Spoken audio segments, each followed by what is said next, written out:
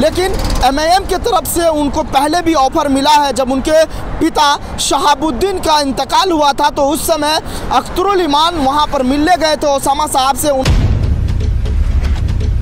बिहार में अब मुख्यमंत्री ने इस्तीफ़ा दे दिया है, यानी नीतीश कुमार जिस तरह से अपना इस्तीफ़ा राज्यपाल को अभी सौंप कर आए हैं और मीडिया से मुखातिब होते हुए उन्होंने साफ तौर पर आरजेडी पर हमला बोला। लेकिन कयास ये लगाया जा रहा है सियासत के जिस तरह से बड़े कद्दावर नेता लालू यादव को माना जा रहा है। लालू यादव के बारे में कहा यह जा रहा है कि अब नीतीश के साथ खेला हो सकता है। अब जिस तरह से लालू यादव कई जेडीयू के विधायक के संपर्क में है, कहा यह जा रहा है कि किस तरह से नीतीश कुमार अपने पाले बदले हैं और सुर बदल लिए हैं। और सियासत की ये वो पूंजी है, लालू यादव को जिसने भी सजो के रखा वो माला माल हो गया। और अब यही चीज़ें नीतीश कुमार पर लागू हो रहा है। नीतीश कुमार जिस तरह से सियासत की उस पूंजी को संभाल के रखे हैं, जहां पर जाते हैं उन्हें कुर्सी चाहिए, यानी कुर्सी के कुमार हैं वो। और कहा यह जा रहा है कि जिस तरह से लालू यादव उनके साथ खेला करेंगे, इसको लेकर बड़ा सवाल है। सवाल ये भी है कि क्या अख्तरुल ईमान जो है, जो एमआईएम के विधायक है और हम के भी 3 विधायक हैं, लेकिन अख्तरुल ईमान का जाना ये आरजेडी में क्या संभव है? क्योंकि आरजेडी ने पहले एमआईएम के 4 विधायक तोड़ के ले गए और आरजेडी सबसे बड़ी पार्टी बनकर उभरी। लेकिन इंडिया गठबंधन को लेकर जिस तरह से नीतीश कुमार ने तंज कसा है, उन्होंने साफ तौर पर कहा कि ये जो बिहार में हमने नया गठबंधन बनाया था वो कहीं ना कहीं मुझे महसूस करवा रहे थे, और जो भी मैं काम करता था उसका श्रेय तेजस्वी यादव लेना चाहते थे। जो भी नौकरी का काम हुआ और अभी जो चयन पत्र बांटा गया उसका श्रेय, जाति जनगणना का श्रेय लालू यादव के बेटे तेजस्वी यादव उनका श्रेय लेते थे।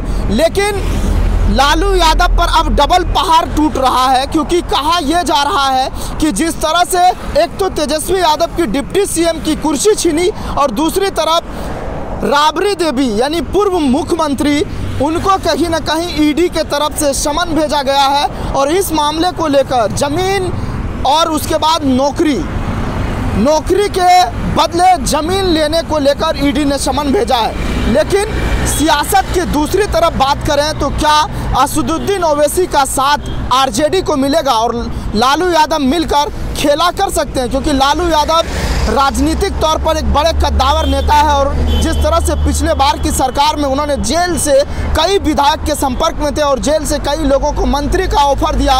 और हम के जो विधायक है यानी जीतन राम मांझी, उनको लेकर भी कहा जा रहा है कि वो 2 मंत्रालय मांग रहे हैं, तो क्या लालू यादव उनको देंगे?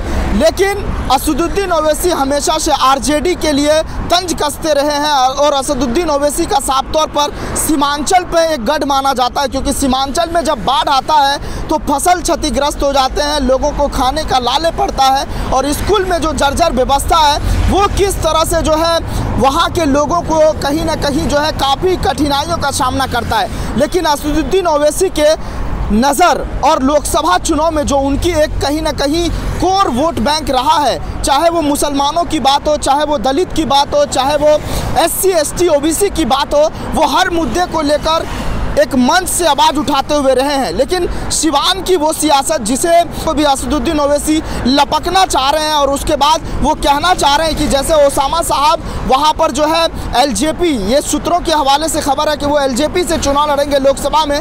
लेकिन MIM की तरफ से उनको पहले भी ऑफर मिला है। जब उनके पिता शहाबुद्दीन का इंतकाल हुआ था तो उस समय अख्तरुल ईमान वहाँ पर मिलने गए थे ओसामा साहब से। उन्होंने कहीं ना कहीं जो है उनके दर्द में शामिल हुए थे। तो क्या ओसामा साहब भी अब इनके साथ आएंगे? क्योंकि बिहार में जिस तरह से अब जो खेला होगा वो लालू यादव पर लोगों की कड़ी नज़र है और लालू यादव क्या कुछ करते हैं इसको लेकर बड़ा सवाल है। लेकिन असदुद्दीन ओवैसी के जो विधायक हैं, क्या वो जाकर RJD का सरकार बना सकता है? इसको लेकर आप क्या सोच रहे हैं, आपकी क्या प्रतिक्रिया है, आप हमें कमेंट बॉक्स में ज़रूर बताएं। आपके कमेंट का स्वागत किया जाएगा। फिलहाल इस रिपोर्ट में बस इतना ही। बाकी ताज़ा तरीन खबरों के लिए देखते रहिए द इंडिया TV। नमस्कार। चैनल को लाइक, शेयर एंड सब्सक्राइब करें और बेल आइकन दबाना ना भूलें।